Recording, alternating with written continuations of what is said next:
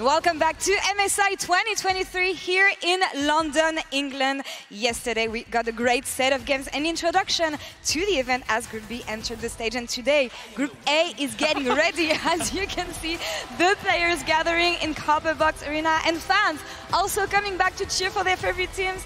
Hello everyone and welcome. I'm Laure and I will be joined by GB and Marksy. How are you doing, guys? I mean, it's Marks, but you know, we're all right. Good. You're good. EU won their series. Now it's NA's turn to do their job later on in the day. I'm ready for that. Yeah. A bit of glimpse of the new format for our first international event of the year. What do you guys think so far of what we've seen? Best of threes.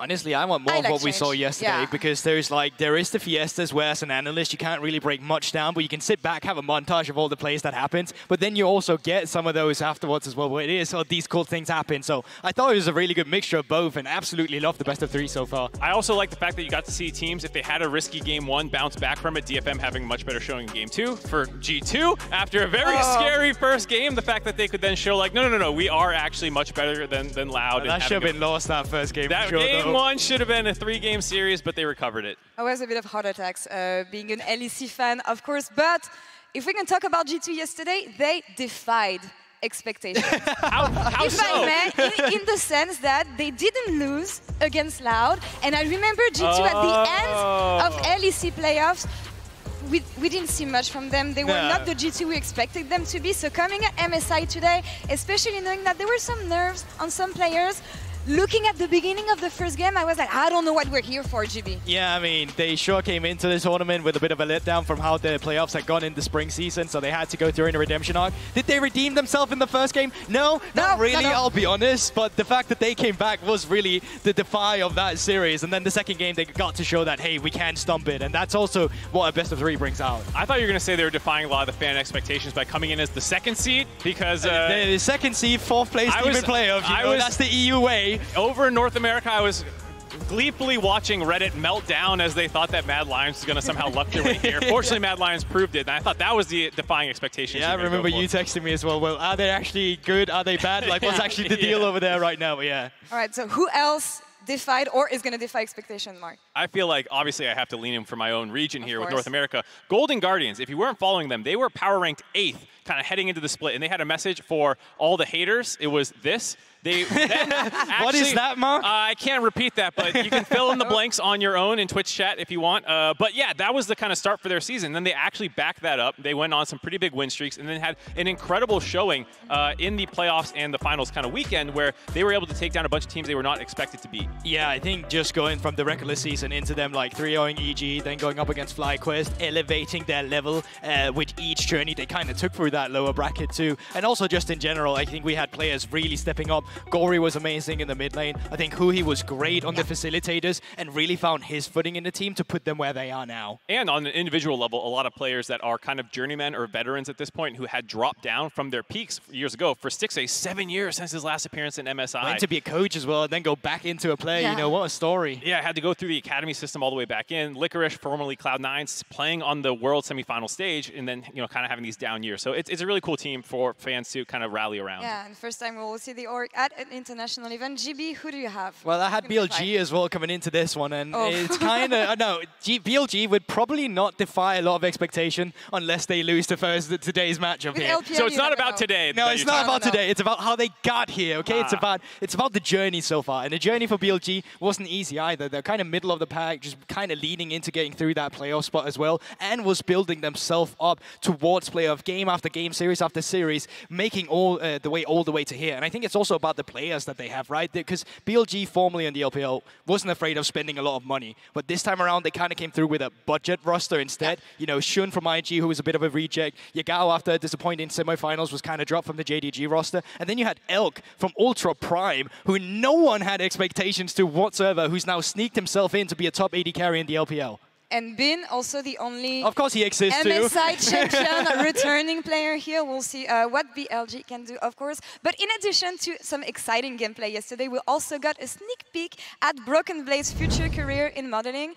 We had Met Gala earlier this week. I guess it makes sense also to have look at him. I guess he practiced the walk after watching the Met Gala. Yeah, amazing gameplay on the Rift, amazing. That's the thing, like outside after of his the Rift. series yesterday, that mouse right there, it's magical. I swear that was not the same mouse he used in the LEC, because what he showed yesterday was a proper carry performance on that Darius, really keeping them in it. And then the Poppy afterwards, where he had good, solid lane performance himself, but also just was able to be a facilitator for that Nidalee with dive after dive. So yeah, he earned that post. Crushing it on and off the Rift. Exactly. I heard he was also like a little sick yesterday he too. Was. So yeah. doing that level of performance while not feeling your best, very admirable. Yeah, got a bit sick, bit of nerves also on the side of Yike, who was playing his first international game. We'll see them tomorrow, of course, but quick preview here of our second series we'll have today, LCS's Golden Guardians versus VCS's GAM Esports. And here we have to talk about the jungle matchup. We have to talk about Levi versus River. Levi, maybe the franchise player for this GAM team, returning again, and a very aggressive jungler, as we know him. Yeah, you know, Levi just going all the way back in the day, made his statement games back in 2017, but also just the way he's elevated himself.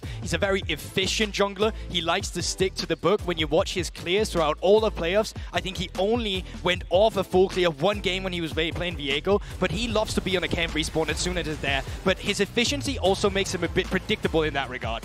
Yeah, he was definitely the guy who put VCS on the map back in the day, 2017, with this kind of Nocturne play, taking TSM to task as well a couple times, and he was the star player for them. For River, it's actually a complete contrast of styles, where he's very proactive around his lanes, loves to gank, and it's really cool in the second series to see who's going to kind of win out there. Is Levi going to be able to power farm, or is River going to force him to cover lanes? Exactly, because Riot has kind of nerfed Levi as well. They've put GPS on the minimap, so you can see when the cam spawn with the little yellow marker. Beforehand, you'd have to check the cam, then you could get the cam respawn timer, but now you just see it with the yellow one. So you know if there's a yellow Grump, Levi's going to be there. That's going to be the second series we'll have today. But first, let's move on to today's first matchup, BLG versus R7. Interesting matchup, especially when you think of the LPL representatives and Elk on the bot lane. Players that have been playing for so many years, didn't quite shine as much as we expected him to, but he was on the redemption story in the LPL, being the second best AD carry in the league in spring. Yeah, I think that's the really cool thing about Elk was he had this, you know, kind of play style around him, a lot of inting. Yeah. All right, we'll just say, call it what it is. You know, there's a lot of long tradition of LPL AD carries sometimes losing their minds in mid to late game team fights. He was one of those guys, and you know, didn't quite have the upsides of some others. And so that's what's so crazy is that he's become this very consistent late game bomb. There's naturally a lot of conversation around Bin and the resources that he gets and his champion pool and all that stuff. But quietly, it's actually Elk in a lot of the late game situations doing a lot of the carrying, and that's so surprising given where he came from just a couple of years ago. Yeah, just a step up in general where you don't necessarily always get to become too explosive in the laning phase, but still be that reliable late game carry, especially when you have a top laner like Bin who can demand resources. It's exactly the puzzle piece you need in BLG for it to be a good team, and that's kind of what came together as well when they were running through that playoff gauntlet. I want to expand a bit on this BLG dynamic. When you think of the players who have been the big carry on the top lane, Elk also, who can be identified as the second best carry of the team, Yagao with the experience, and younger players as well joining the squad. What can we expect from this BLG team on their first international showing? Chaos, absolute chaos, okay? Because even when looking at LPL, when they got ahead in the beginning, you know, they weren't always the best at taking the correct team fight. Sometimes if a fight presented itself, it wasn't really about is it a good or bad fight, it's just the fact that this is a fight, so we're actually going to take it, we're not going to back down for a challenge. So, can be a big back and forth, but I still expect that when we're watching them play R7, they have the better individuals, and they probably have the better team too in that regard. And they're very good about working as a unit. Yagao has constantly been one of these guys who is more team focused, and I think it's very easy to overlook people like him when you have Knight and Rookie and like this long tradition of incredible mid laners, and he's more in that mold of trying to move around the map and help his team out, and I think that's caused him to be overlooked a little bit. So it's really cool for him to have this little bit of redemption as well, like you talked about, after a pretty disappointing Worlds performance, to be on an international stage again. Disappointed to some, you know, semifinals to a lot of people would be good, but that just goes to show the expectations, right? True, they were expected to maybe take it also. We'll see how Yagao comes back here. On the other side, R7, I'm really happy to see them back on the international stage. 2 years without them. A crushing year last year for them. They rebuilt the roster, bringing in the imports, and they're here to prove that they never left. And they deserve this spot on the international stage. Yeah, it's really cool, especially of all of the players to highlight. I think Audi is the one for me, being one of the mainstays of the region for so long, someone who has been on the international stage before, someone you can count on to go and not be shook by the nerves of the big stage, as well as just being someone who's been in the scene forever. I mean, like, getting his name all the way back from Odd One back in the day. Yeah, he used to be called Odd One Black as well. He was a big fan of that of that jungle too. And I think Audi specifically as well, just from the way he plays his different repertoire of champions, he's not afraid to bust out a Lee Sin. In my opinion, should he bust out that Lee Sin? No, because it does not. No, no, because it doesn't always go that well, Mark. I think he's great on a facilitator. He loves to camp mid lane and bot lane. I'm not too sure what his relationship is with the top laner, but I'm pretty sure that it's not the best because there's basically never any resources up towards the top lane for Audi. Bong has like a jungle proximity of 4.4. It's the lowest in the entire tournament, and you can see it on the kill map already right now.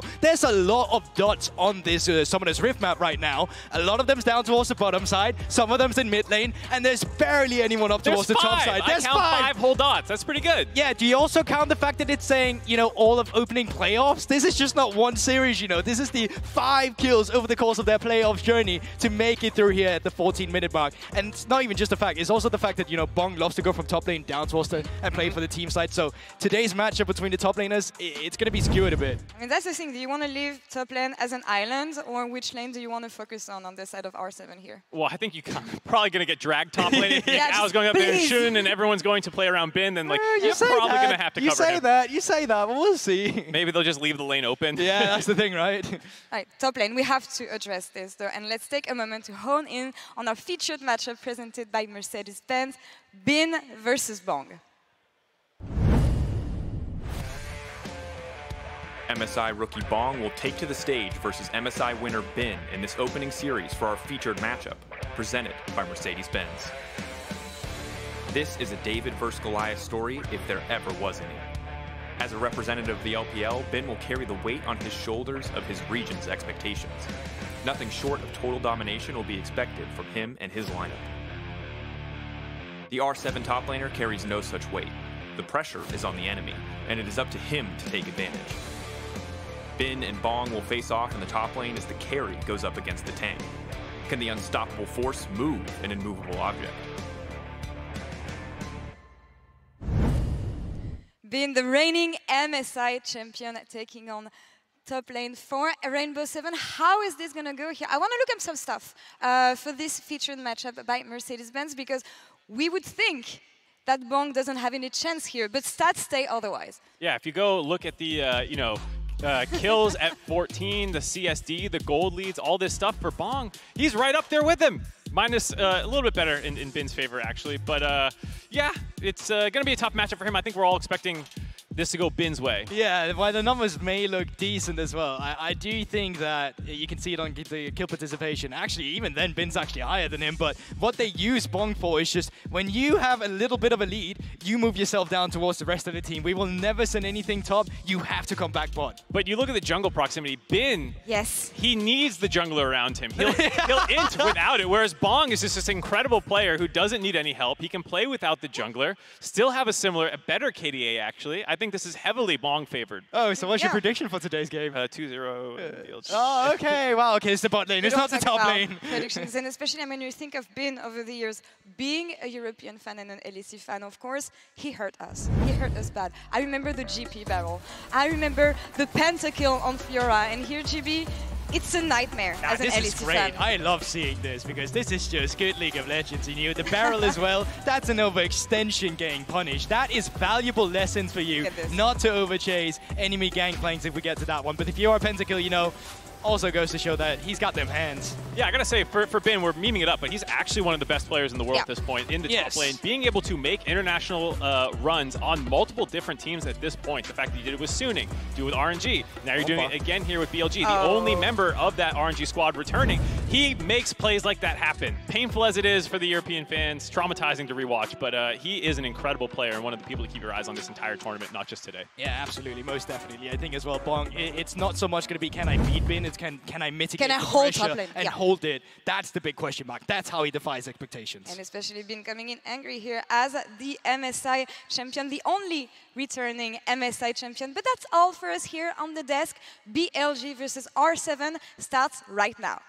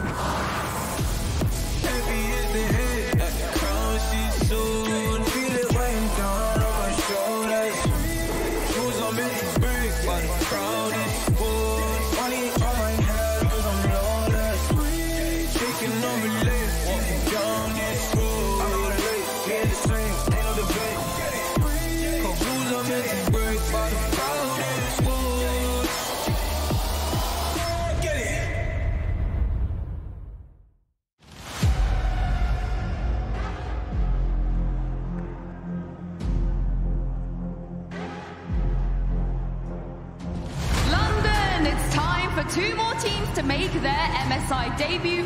Please welcome Bilibili Gaming and R7. Fight for your life. Fight for your life. Fight for your life. This is your time. This is your moment. This is your fight. Fight for your life. You better fight. Fight for your life. You better fight. Fight for your life.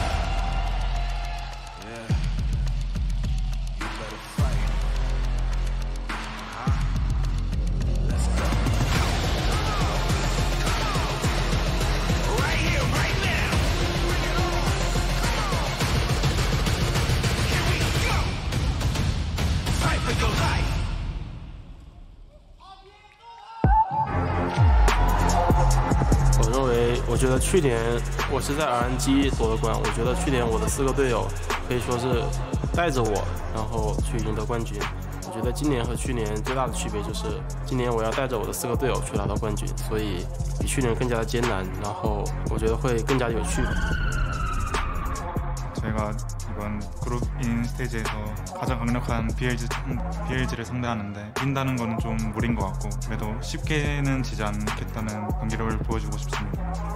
然后今年第一次参加 MSI 的舞台，然后也是世界上的舞台，我会展示很不一样的我，然后给大家看看，就是让大家见识到更好的自己吧。 Yo creo que la fuerza para superar nuestros límites está en los que nos apoyan. Tenemos una región atrás y es el peso que necesitamos para seguir adelante.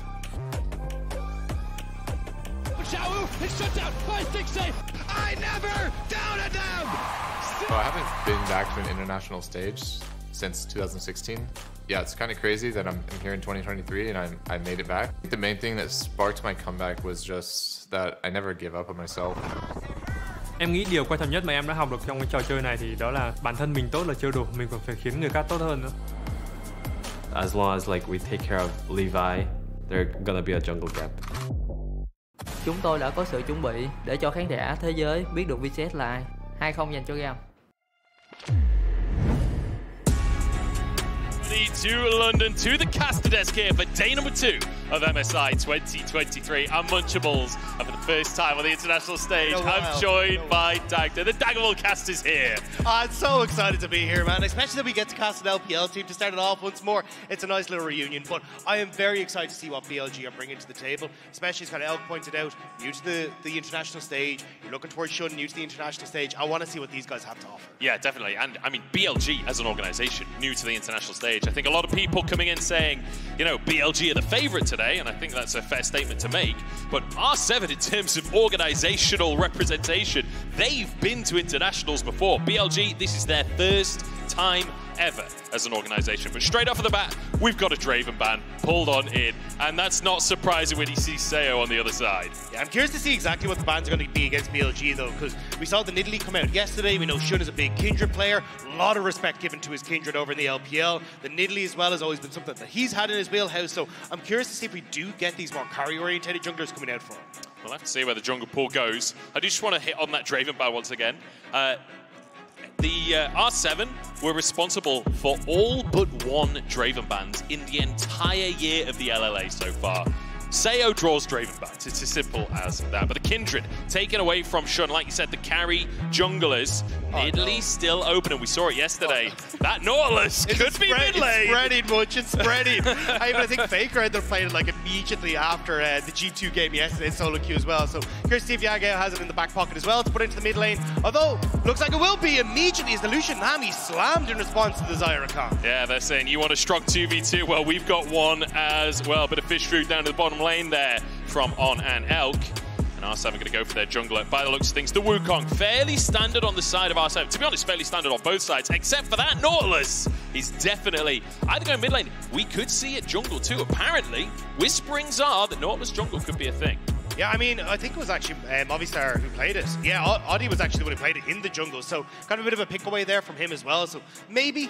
But I think either way, the opportunity here to try and take something in towards the jungle that is that Nidalee, a bit more carry-orientated for Shun, going to be incredibly strong. But I was about to say, probably going to see stuff like that banned away here by R7. R7 have done their homework. They know what's going on. I mean, they watched the games yesterday. Yeah. Probably is the better way of saying it. But Shun, an especially good Nidalee as well. So not just from the Nautilus combo, but also just taken away in general. Syndra taken out of the mid lane, though. I'm keeping my eyes open for if a Gragas comes on through, because Miru loves a Gragas mid lane. Yeah, incredibly strong pick for him over in the LLA. The fact that he has 29 solo kills as well, he's fairly decent. He's not bad. Up a few of those kills, so we'll have to see he's going to be able to get his hands on that comfort pick. I think it would even work really well for them here. Clearly you're working with like self-peel here for the Xayah, but the rest of the composition wants to go in, wants to dive forward, so adding the Gragas into the mix of that makes a lot of sense. The big question mark for me though is, do they leave the counter pick for Bong? I think you kind of need to when you're going up against Bin. Just trying to make sure you can have some sort of a decent matchup there. Yeah, especially since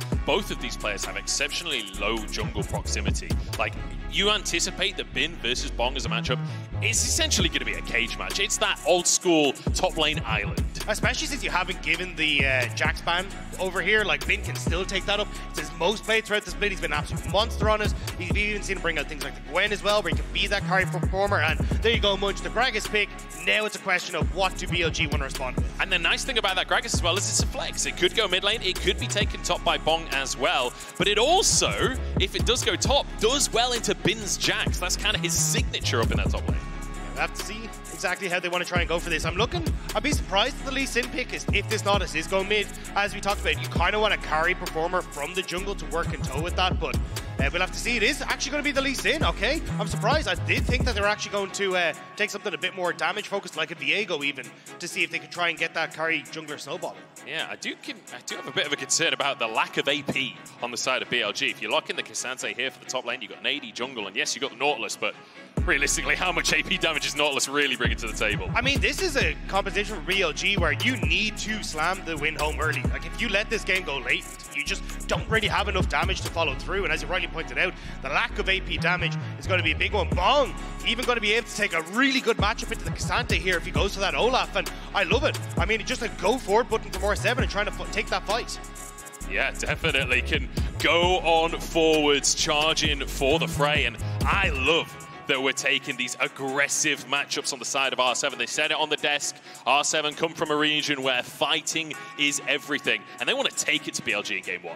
Yeah, I really hope that they're able to bring this one forward, especially the fact that you kind of end up with a little bit of the comfort coming through for Seo on the Xayah. You're also looking at that Rakan for Lions, which has been really good. An 80% win rate at 12.5 KDA. This has been huge. And even, like, for a lot of picks on BLG you haven't seen before, right? Yagao hasn't really played the Nautilus. The last time he played it was in 2020. A long time ago before we've seen this for him. Yeah. And you have to question the change of styles from Yagao as well, because he has always been somewhat of a supportive mid laner, but in the finals against JDG, Yagao had a couple of pretty rough games towards the end of that series, playing on this Syndra, playing on these carries. Feels like they've definitely changed tacks coming into MSI. Yeah, it definitely feels kind of similar story to, hey, look, we want to try and do what G2 did yesterday. Play through that mid-jungle, lean into bot, look for several dives, and just make this incredibly uncomfortable for R7's bot lane. We'll see if they can. I feel like that bot lane is going to be where all eyes are focused, as we've got Xayah Rakan against Lucian Nami. It's always going to be a very hands-intensive bot lane, right? There's a lot of outplay potential in those two. But I mean, personally, storyline-wise, I'm looking up towards that top lane, right? Bin versus Bong, you just know it's going to be a banger. I mean, our Mercedes-Benz featured matchup, we need to see if they can have the hands diff up there, or who can come out on top. I honestly feel like Bong got a decent matchup in the Olaf. Now he just has to prove it. It's BLG's first ever time on the international stage. And for R7, this is redemption. This is their first time since 2020 Worlds. It's been a long time coming for both of these teams. And we've got to say it again. Our featured matchup up in that top lane, presented by Mercedes-Benz. It's BLG Bin versus R7 Bong. And you just know they're going to be going at it with that Olaf locked in for Bong. I really want to see Bong getting control up here against Bin. K'Sante, obviously a very strong champion in the way they control the lane, but the fact you can just basically run this K'Sante down level 1, level 2 is exactly what Bong is looking for. Even his positioning here, you can see him very far forward in that top bush. He wants to try and catch the K'Sante as he initially comes into lane, but On might be caught here. On stood on a ward, but has a ward of his own, so just going to get a slightly positive trade. Sayo not actually able to get in range himself, so I mean, it's only a minor bit of poke, but it's the mental game in that bottom lane. It's the looking back and forth go, you what, mate? You what? What are you going to do? They are in London after all. Exactly. You got to make the most of it. But at the moment, Bong trying to get onto this top side, just trying to see where Shun is starting.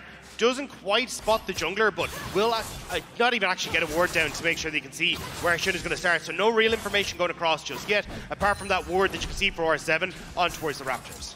Yeah, smart play by Shun there to start on his wolves, so he's not spotted out, so that information isn't given away. Yagao on the Nautilus, already trading heavily in the mid lane, but an all-in on the bottom side as well. Elk charging on forward, still level 1 on both sides. It's an ignite for a heal in the end. That's really not a trade that you want to try and make here, as Lions and Sayo. As Elk stepping forward again. This is not the amount of bullying you should get. He just lost his flash, and he's still going forwards for these trades, and Lions really feeling the brunt of it. Yeah, massively. The thing is, level 3 is where Lucian Nami really starts to come alive. R7 are supposed to be the ones that can control level 1, level 2, because as you go in with the W on the Rakan, you also pop W in the Xayah, you get the attack speed as the Rakan, and you can go for these heavily aggressive trades, but just not the case so far.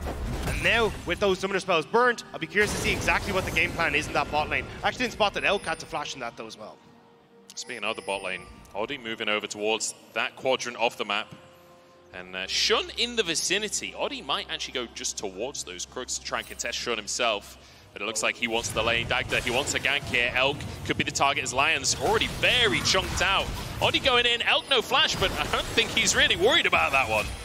Can't go over aggressive because they know the Shun is probably on this bottom side. Level 3 versus the level 3 that was only just hit by Oddie as he started to come through there. So now Shun trying to see if he can get the invade. Lions could be in big trouble here. Shun with a ward hop finds the Sonic Wave. It's on to Sayo, not Lions, and he's not going to follow it up for now, but look how low the R7 health bars are. Shun wants to put the pressure on, and here comes the cavalry as well. In they go, Shun in a 1v3 to start the fight, but everyone trying to escape. No! Yagao blocked by the hero minion.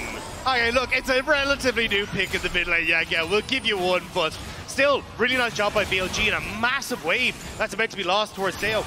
Look at the difference in the CS in that bot lane. 24-5 at the moment, plus the plays that have gone across. Elk is going to get a massive back here. I mean, that is just filthy. 25-5 and so many minions going down to the tower. And the thing is, you've roamed on a Nautilus. It's not like Yagao's missing out massively in the mid lane. You don't really need the CS in the same way for a tank. You can see again, he's managed to get back here, keep the CS even. Shun now going to move up towards this crab on the top side to try and deny this one from Oddie as well. So Oddie very far behind when it comes towards the jungle, because he only did those 2 camps in the bot gank. He actually wasn't really able to keep up the pace with Shun, so nice start here already for BLG. And I want to talk a little bit about Oddie if we can, as You're not going to put get a bit of pressure. Yeah, I'm just looking at Yagao moving in towards him. She's going to clear vision for now. Doesn't have Shun with him. But Oddie, he's been on R7 for a long old time. When you think about how this roster functions, it really is Oddie that is kind of the leadership in this squad. He's the veteran that everyone else can look to for advice.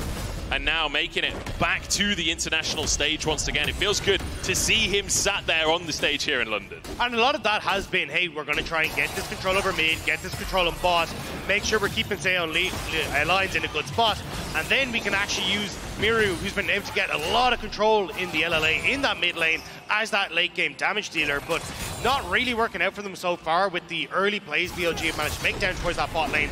And Yagao as well, kind of keeping Miru in check here, as you can see. I didn't realize Nautilus could put this kind of lane pressure out. As Miru gets a little bonus trade on the backside of it, but Yagao certainly looking good in this matchup. And I guess it makes sense when you think about how Gragas functions. It's all about sustain and being able to just be the beefy bruiser. Well, when you're against a beefier bruiser, maybe that plan doesn't work out. Also, just Emax damage is so high. It's really difficult to trade as well because the aftershock. So any of these aggressive trades that you're trying to make just don't really work out. So it's such a nice matchup, and why we're going to probably start to see it a little bit more as we move across the rest of MSI. Oddie, though, back on this bot side as this wave is starting to crash, but Seo's been forced to reset once more. A 20 nearly CS lead now opening up the bot lane. Yep. And, you know, we saw the 20 CS lead build up off of that initial force away, the 4-man play towards the bottom side, denying a lot of CS there from Seo. It's the fact that Elk and On have managed to maintain that CS lead. Quite often you see that early on, and then it sort of normalizes again. We're not seeing that right now. There is no normalization. They do need to start turning this in towards objectives and stuff, though. Like, look towards dragons, like, look towards the Rift Tower that's going to spawn in just in a minute and a half's time. Like, actually start to pick up some things off the pressure you're getting for Yagao and Elk. Because, yes, the CS lead is nice, but you're kind of needing to convert these into bigger wins, just in case we start to hit that later portion of the game where the lack of AP damage or even a lot of damage coming from the top side is going to come back to bite them. Well, Shun was in the area, but spotted on a control ward that will be cleared.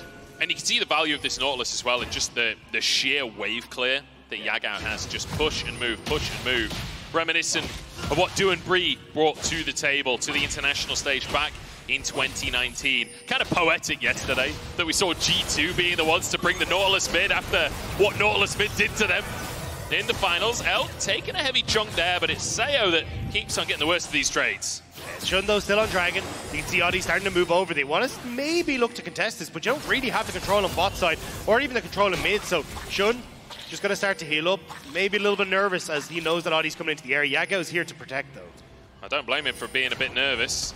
First game on the stage here, first game internationally for Shun as well. As Yagao trying to just body block, trying to be that bouncer, deny entry from two players, and does it successfully. The Shun may look for the blue buff instead, and invade will do. I think if Shun gets this as well, he'll hit level 6. I think Oddie's a little bit behind in terms of the experience, so that's why BLG trying to use that boss pressure to lean across towards this, and Shun just being a nuisance. If you can deny Oddie the blue buff here, you should be able to deny him access to that level 6 before the Rift Tower spawns, so nice job. And even just, again, 3 plates already gone on the bot side thanks to this pressure. Yeah, almost a 4th, honestly, at this point. Shun, like you say, using that pressure to put pressure elsewhere on the map. Oddie's moving over, Miru here as well, but Shun just throws up the thumbs up. The vision control, the deep vision that keeps on coming out from BLG has been so good. That ward being just out of range of the control ward, buying Shun so much information. Yeah, the fact though is that Shun is still wasting a good bit of time. Like, Oddie did get his wolves as this is all going on. You're getting the pressure on bot side now as Elk looking for the all-in. BLG want to go for the dive. Yeah, happy to take tower shots for that play as Yagao moves forward. Oh, the bubble is beautiful, and that is just gorgeous play from BLG. Oddie arrives, but it's too little too late. Perfect timing as well. This was the wave where R7's bot lane were probably going to hit level 6. The fact that they'd managed to just about deny it, get the kills, get on out, with Shun having the ultimate available for himself. Great timing by BLG. And Miru, yes, building up a bit of a CS lead, will get himself 2 plates in the mid lane. So at least a silver lining on the side of R7. We'll get something for themselves, but 2,000 gold lead now in favor of BLG. And if there's anyone on this roster you want to try and get some gold into it, it'll be Miro. He has been the late game carry, and he needs to carry this game when things are going this way for the bot side. Really good job here. Great bubble coming through from On even tanking up the turret. Knows there's no one who can really deal much damage to him on the backside, and even just the early heal coming through from On to make sure that he can tank up all that damage. I mean, the fact that they get away with that without Yagao even tanking, like, you look at that play, you expect it to be the Nautilus tanking the tower, but Yagao only taking one shot right at the very end. As we are beyond the 8-minute mark and should starting to hover towards that top side where the Herald is up. Now get a 2v1 at the bottom side, but he doesn't seem to mind. Miru could be in trouble. Shun not going to pull the trigger for now. Yeah, you need to find some way for R7 to get these wins on the map. Bong, even in the counter matchup, hasn't really created that much of a lead for himself. You can see there's actually a CS lead for Bin. Now they're trying to use that push and tops that they had to start up Rift Herald. But you can see where BLG are. They're not really in a position to follow up on this. But with BLG spotting R7, starting the Rift Herald, it may be time for another dive in the bot lane, and Shun is already moving in.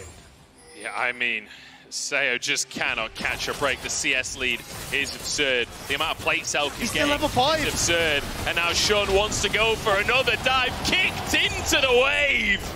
And my goodness, this is a tidal wave of pressure to the bottom side. This isn't even fair. The man is still level 5. He doesn't have the ult available. Yes, he has the flash, but kick into the wave. You're CC'd for days. There's no hope of you surviving that.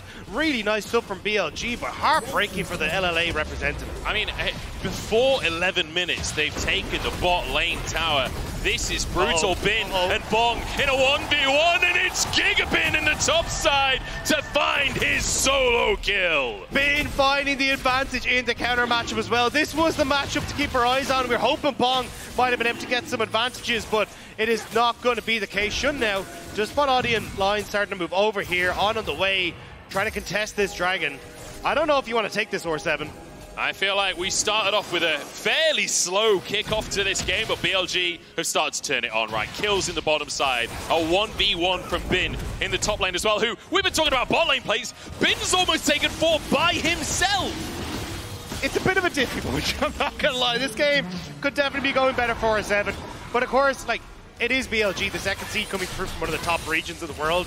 Like, the LLA knew that they were up against a absolute giant in this one, and at the moment, BLG living up to their namesake. And I think it's worth mentioning in that top lane that this is what Bin does. It's not necessarily that Bin is going to get a million solo kills every single game. He does get one. Let's take a look at the replay first. I'll return to the stats. Look, sometimes the stats don't tell the full story, but really nice stuff for Bin here. You can see just playing around the fact that he gets away from the axe on the opposite side, so a lot of that damage coming through from Bong is taken off the board, and then able to turn it around, and Bong, he knows. He's got a good sense of humor about it, apparently, because realizing that he's made a mistake. Crucially there, Bin playing off of the power spike of having that Thornmail, really reducing the sustain that Olaf's bringing to the table. But I want to talk quickly about Bin's laning if I can. CSD at 15, 8.1 on average. That's second in the league. His gold difference at 15, second in the league. His XP difference at 15, first in the league. This is a guy that will take an advantage in that top lane, and he will run away with things. He will never let them back in. And that's why it's so exciting to see him back at the international events. Like, every time we seem to get him with this, there's some massive play that he makes that absolutely pops off. We got the Gangplank against G2.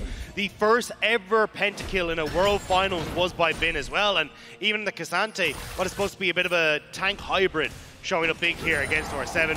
Starting to move around the map though, looking at the mid lane. We've already got the Lucian here, looking at Shun just trying to play off on the side, seeing if they can use the fact that you've got a very fed Lucian Nami with those first times complete to put the hurt down. The damage onto Sayo there. Elk knows how to put the pressure down. We talk about the mythic spike, right, for Lucian Nami. Well, they're feeling mythic today, that's for sure. Bin could be in trouble as Bong getting the damage out, but he's not quite. Oh, he turns it around! Bong rips him apart! The axe has come down at the perfect moment, but it may not be done yet. Adi needed to be here for Shun, waiting over the wall. Damage has been healed up. Lions does get knocked up. Sayo taking a chunk as well from Elk. And Imperial Mandate. And I feel like they're just playing at arm's length. They're not necessarily committing to these all-ins. They're just making sure that Sayo can never step up to the weight. And that's all they need to do. The fact that you have this Zaya who's in a really dire spot now. Ani trying to move down to the bot lane and kind of all in onto the Gragas, see if he can get Miro ahead with the Rift Tower that's about to time out. No one on BLG is here, which is why we're getting the quick TP coming through from Bin. and even looking at Yago in this top side, but that does leave Elk in this mid to get a ton of poke damage off, and you just can't step up with this Zaya at all. Almost 2,000 gold from Blazes. Elk, oh my days! What is that damage onto Lions, and the flash burn as well? I mean, if Elk wasn't strong enough already, a bonus kill chucked in there. See the gold difference pretty heavily in favor of Elk right now. Yeah, that's a bit of a struggle there. Really nice play from Elk though, and again, this is why you play the Lucian Nami, try and put them into the mid lane. They are so incredibly strong when they hit both mythics, and with BLG getting them so early, they've been able to punish so incredibly effectively, and even getting a ton of those plates in the mid lane as well. Like, you can see it there, 2.5k gold. Yeah. Nearly a second item already in 14 minutes, well, 15 minutes for Elk. Well, Oddie just about gets away with his life there. Bin saw him, and you can see that killer instinct. He just sees red as soon as that monkey's on his screen. Oh, Miru in a lot of trouble. Shun hurrying off the side here. Oddie is waiting in the wings though. Yeah, I don't think they can pull the trigger on a play here. Shun doesn't actually have that much damage. Has the Gore Drinker, but realistically not the biggest damage item. Will get a bunch of Krugs off the back of the play. Has to jump away to his control ward. Surprised he used a control ward there. He actually had a normal ward available. Yeah, just trying to make his way out. 4-7 though, investing a lot onto this top side to make sure they're fine. Interesting to see even just that they're playing off of the two waves here as well, as Bin going into the bot side. Oh, here we go, 1v1 once again. Bin versus bot. He's gone. He flies over the wall. And obviously the Ragnarok denies it, and there's a pick in the jungle onto Shun as well. R7 finding their moment. Oh, Oddie, wait, the culling. Oh my days, Lions managing to block it in the meantime. Bin could be in trouble, but Yagao moving over. Miru's here. It's a 2v2 between the solo laners, but Bin nowhere near the play right now. Yagao's alone. He doesn't have that much damage to work with. It's 2 tanks, and this Olaf will shred them. Yagao in trouble. Wait a sec. Knock-up is there. Bin gets the churn on through the health bars. Bomb goes down. Miru next on the chopping block, and BLG with a straight-up hand stiff. That is not allowed! How did they go in with about a quarter of their health and manage to turn that one around? The amount of healing that was coming through, the shielding and everything, they just couldn't do anything. I thought that Bong was going to go crazy on the Olaf there against 2 tanks, but just thrown about. His Ragnarok was on cooldown. He couldn't fight the way that he wanted to. Just phenomenal play, as you expect from Bin and Yagao. Really good stuff, and the fact that you managed to turn that now means the Shun moves down, get the second dragon here for BLG. They've shoved in that wave, so they get nice resets. May not be able to get up in time towards this Rift Tower, but I think if Shun immediately roams across, they might be able to, but we're just going to catch this on the replay here. This is the invade coming in onto top side. The Shun comes across. I'm not sure.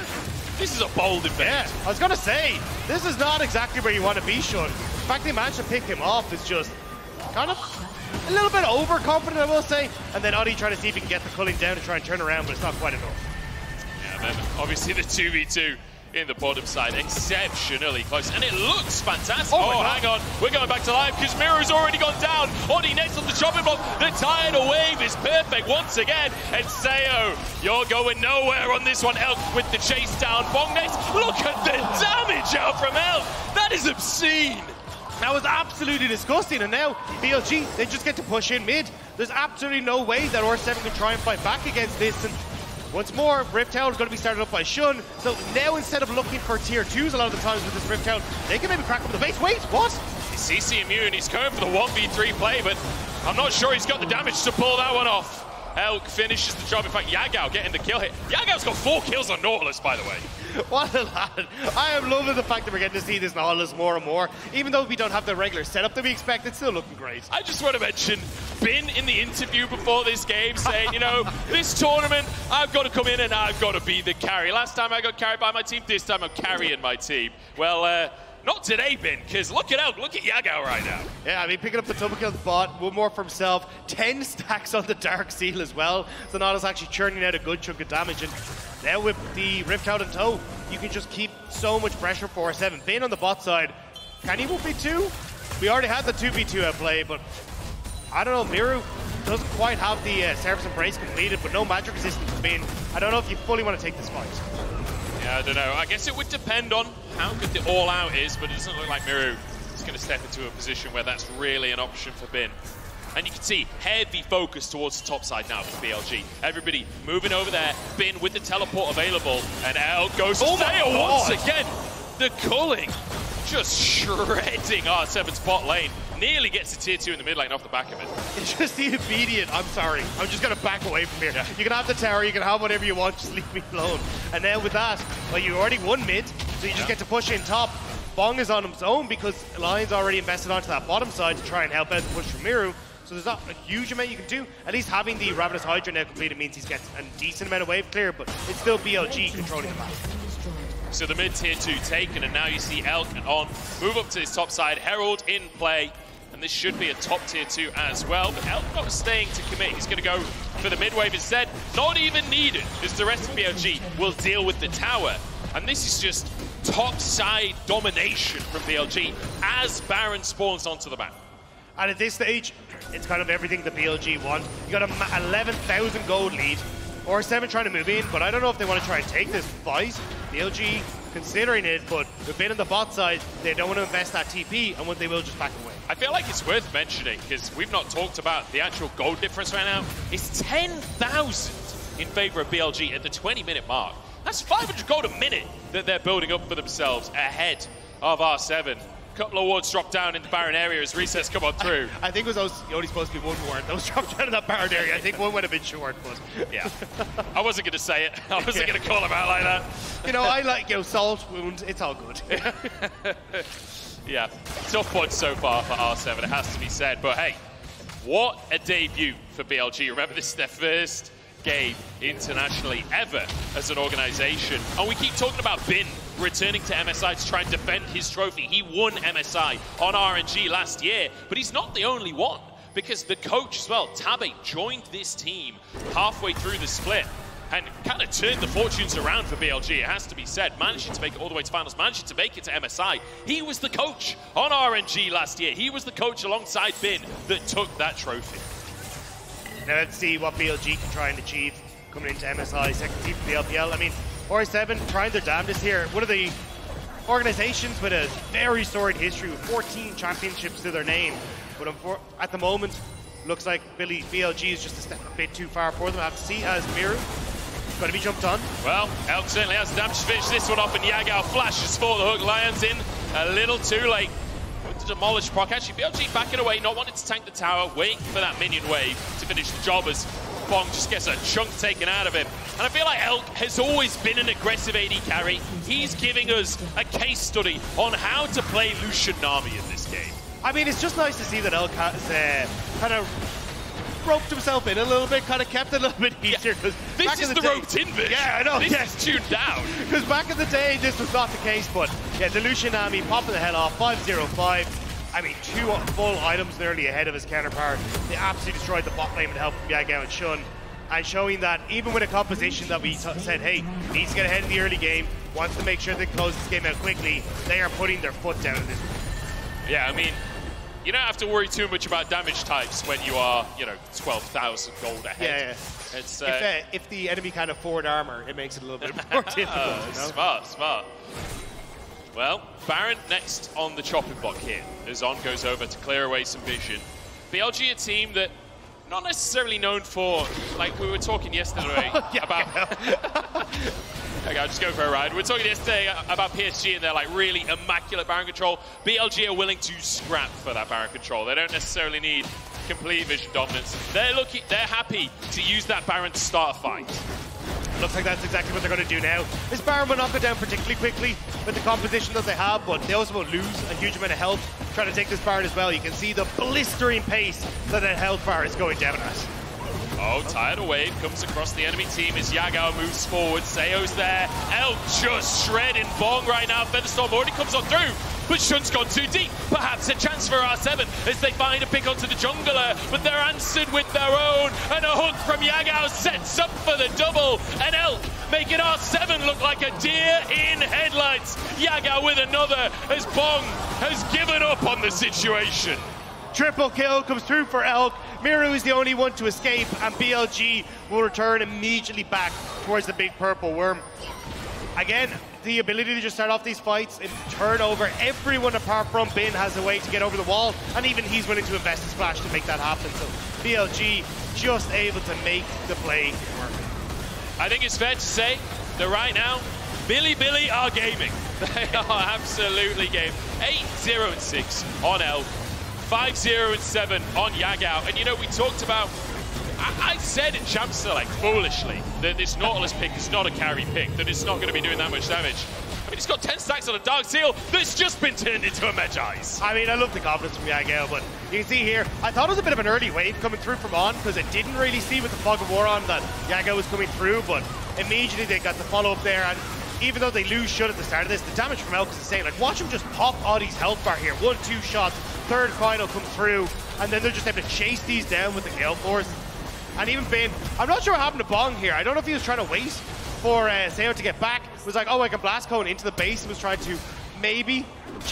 Yeah, I think he was trying to style on a little bit, accidentally hit Bin. I was like, I've made a terrible decision here. That hook from Yagao as well is like pixel perfect for the timing of that blast cone. Denies the escape. Bong ends up going down, and now BLG. I mean, we saw the pressure they were putting on without a Baron. You can believe that they'll take a few towers here. 2 minutes to work with on their Red Bull Baron power play. I mean, I have no concerns that they can take at least one inhib tower here. But I'm looking towards R7. I'm looking towards that miracle fight. They got to pick on Shun in the previous one. Man, I don't know if a miracle fight's even going to happen. I'm not funny there, but maybe here. Almost a pick onto Elk, but it's Audie to go down instead as the culling comes on through. And it will be R7 that are called. Bin comes out on the backside, Miro kicked into the team. Does find Elk, but the healing is there and keeps himself alive. Bin zoning the squad. As Bong now chasing down Elk. Elk just like looking for the next contender as he takes them down one by one. His whole squad just bounces and he's chilling in the club. It's 2 Nexus Towers going down. It's a 26-minute victory for BLG and a dominant entrance to MSI. A welcome to BLG to the international stage. They're looking damn clean as they pick up game 1. Absolutely magnificent stuff there. See Elk very happy with that win. It's a 1-0 start. R7 not out of the picture just yet. It's best of 3, so they've got a little bit of time to work on this one. They can go back to the drawing board. And we saw in the interview, they were coming in saying, look, we are the underdogs. We're expecting this to be a hard one. You see the BLG players actually stretching out after that one. Yeah. That's just a wake-up for them. I mean, look, let's be realistic for R7. You're playing against BLG, who second place in the LPL, but pushed JDG the distance the entire way through. And coming in from one of the high representatives of the LPL, you always expect them to be a very, very difficult organization. So it's not unfair to say that BLG are fairly highly favored. Yeah, honestly, it's kind of funny watching like BLG just looking completely chill in the current situation. We're like, you know, second day of MSI, it's their international debut. To BLG, it's just another Wednesday. Yeah, they heard Goldberg actually. They heard him saying they were rechecks, and they were like, "Excuse you, what did you call us?" Because I was like, I did think, like BLG, although they are like a bunch of players that have come together that I don't think a lot of people had faith in. It's been incredible to see how they work together, right? Yagao kind of providing that rock in the mid lane that Shun can play off, that can lean into that bot side, letting Elk and On do their thing, and then obviously Bin he's such a monster, man. This guy's insane.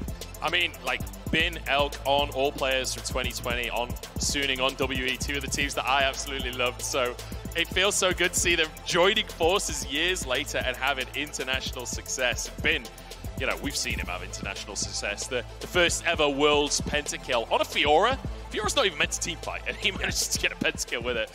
He's certainly a powerful player. That's going to be it from us on the desk until game number 2. But for the meantime, I'm going to kick it over to Law.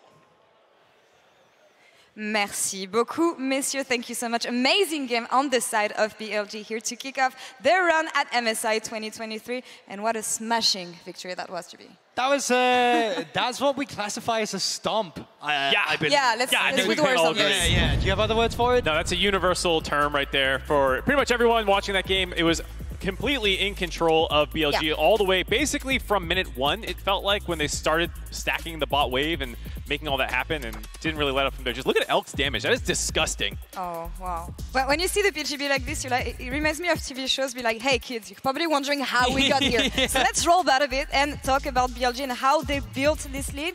Before that, I want to take a quick hit on the draft and the meta as a whole, because we're starting to see what the meta at MSI is going to look like, but I was surprised maybe to see such a priority on Nautilus being the first pick on blue side here, and also the return of Lucian Nami. We know how much LPL teams love that duo. Yeah, I think the Nautilus going forward in this tournament is going to be a huge pick for everyone, both in terms of its power in the mid lane, the flexibility that it gets. Maybe that's what baited the kind of like Xayah Rakan insta-pick, and then you can go Lucian Nami into it. I think the fact that Lucian was not hit when we saw, you know, being one of the most popular champions worldwide. Zeri got touched, she's still getting played, but of course, no surprise to see Lucian Nami still in the meta. Yeah, I think the meta is just shaping up around that Nautilus. It's going to be interesting to see how much further it develops, because in play-in stages, so many times we've also seen the likes of Amumu at one of the worlds, and then when it came to main stage, it was actually Yuumi that was broken. And so this is just the start of the tournament. There's more stuff that's coming for sure, and then you start theory crafting. Okay, what's actually good into the Nautilus? Should we just ban it? It's going to be curious to track that. Yeah, and that's interesting. You have play-in meta and then main events meta usually, and you don't know what picks are going to stay or not, as you said.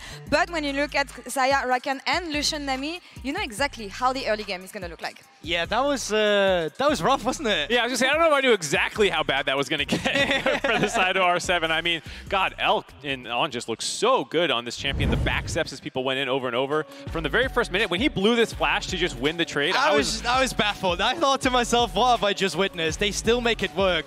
And then in this instance, when the jungler comes around, you've already dodged out on the grand entrance, so there's no real follow-up you can actually come through it. And you can see every single play that they actually make here at the 4-minute mark with the plays that they're making right now. This gives them an 800 gold lead with the movements that they're making here. Yeah, and it just kept getting worse and worse for them. I mean, Elk was on point with all his backsteps on every time the Rakan kind of W'd in. And they were chipping this turret down by themselves, making the whole kind of game about them. The fact that Shun just kept coming bot side, Yagao also making these plays happen. They're chipping the turret down over and over again. And it's just like, we were talking about a top lane matchup, right? But that was not really where the junglers were. That was more in a singular setting. But here it's all about keep forcing the Xayah out of lane, keep dropping the waves, just take the trades. We got the Nami heal afterwards, we have to sustain, and we have the mid laner with move prio every single time. And it just made it so much easier to play, to the point when they were done with these kind of trades, they were up at like 2.4. Yeah, I think that was first blood much later on. You know, we were expecting this bloody game from moment one, but it was actually very controlled lane dominance that, you know, they tried to make plays happen, but they didn't actually overextend. It's something that, you know, for the LPL team, sometimes you expect to see. Yeah. So it was really cool to see that level of aggression without going overboard. Having a bit more fun, but yeah, as you said, really controlled here, and all this bot side action. What is this creeper cam? Hello there. What are you doing The down ready there? room backstage looked amazing from the team. Thanks to production for this. But yeah, we're saying just for because the early game was so bot lane focused and everyone was just focusing on bot lane, it left the floor open for top lane to have just the classic 1 versus 1 that we were expecting. And the featured matchup presented by Mercedes-Benz, Bin versus Bong, just before back and forth. I want to see you guys. Okay, what's the count? Yeah, so we have a counter here. This is the first one. We'll see. We'll actually keep track of the score. Yeah. In this one specifically, it is Bin that comes out on top with that flash. The jungle proximity of our two top laners here as well was 4.4 and 4.2. It was very individual between the two. And look at here. Yeah, Bong answering back, showing that he's not going to get taken advantage of there. The final E to finish him off. It wasn't the last fight, though, because while this wasn't a 1v1, it started with a 1v1 that both mid laners kind of collapsed into and just barely outplayed. I thought for sure the Olaf was going to run this one over with kind of better sustained DPS without his ultimate up. And you almost saw it as well, but it's the fact that there's no ultimate available any longer in the back end of that fight. Almost gets taken off here, but once again, some flashes coming through. And we don't count kills, we count fights. So with these fights being over and the kills coming through, we should have a scoreline currently of 2-1 leading with Bin. What can we expect though for the second game? R7 staying on the same side. We saw that for the first game they let Bong had the last pick, so you want to give him options and you want to give him ways, not to win lane maybe, but at least hold the fort. So Yeah, I mean, it's one of those things where you expect Bin, if given counterpick, to have a much more substantial lead this game. The Cassante was something that he was safe blinding and still was getting a solo kill. So it is something where if, you know, R7 go blue side, suddenly you're going to have this last pick top side coming in. Yeah, and let's be real, none of this game came down to the draft initially, right? It is just the individual prowess between the players and obviously the team play as well from BLG with the mid lane having so much move down towards the bottom side. But, you know, who knows? If you want to be optimistic, best of threes, we've seen it before where it was an enormous stomp in the first game, then going into the second game, suddenly the coins would just flip. But, you know, do I believe it? I'm not too sure, but, you know, I'm trying to... ban Lucian, I don't know. There's another thing you can do. Ban the Lucian, because that's something that had been banned a handful of times in the series yesterday. I think you left it up. You did your little experiment. Don't do it again. Don't do it again. We'll see, because that's all for us here on Game 1. Let's see if BLG can close out things when they return, or if R7 can come back. See you soon. As Yagao moves forward, oh, the bubble is beautiful, and that is just gorgeous play. This is brutal. Bin and Bong in a 1v1, and it's Gigabin in the top side to find his solo kill. They're feeling Mythic today, that's for sure. Bin could be in trouble as Bong getting the damage out, but he's on fire. Oh, he turns it around! And now Sean wants to go for another dive, kicked into the wave.